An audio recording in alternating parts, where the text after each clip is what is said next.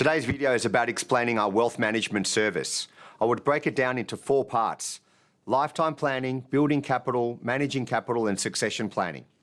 With these 4 parts, you could summarise it as a life well lived and a legacy well left. The backdrop to this is lifetime planning, which means securing 3 different objectives. One is to make sure you've got a rainy day fund in place for redundancy, illness, or an emergency. Then we need a lifetime savings, making sure you've got a plan to create an income for life once you stop working. And lastly, you need to have predictable cash flow requirements. These include things like paying down your mortgage, children's education, funding further investments and holidays. The next part is building capital, making smart choices with your money, maximising the power of every dollar invested, investing early, getting the balance between risk and return right to reflect the stage in our lives that we're actually at, and using the appropriate tax structures along the way to minimise our tax. The next part is called managing capital. It's about aligning your wealth with your income needs. It's no good just investing capital into the market and leaving it there. You have to review how you're doing against your goals and your changing circumstances.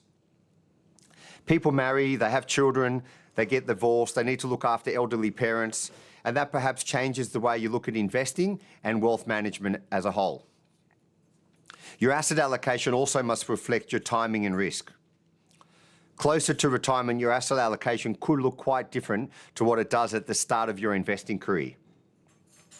And you need to also be balancing income, capital preservation, and growth. And the final part is succession planning. It's all about leaving a lasting legacy.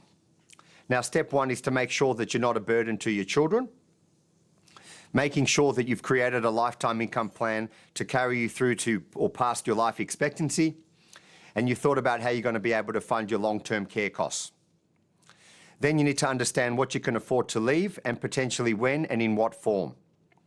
And lastly, just getting yourself organised, whether it's organising your wills, power of attorney, or setting up structures such as trust that will protect capital in the long term and through the generations.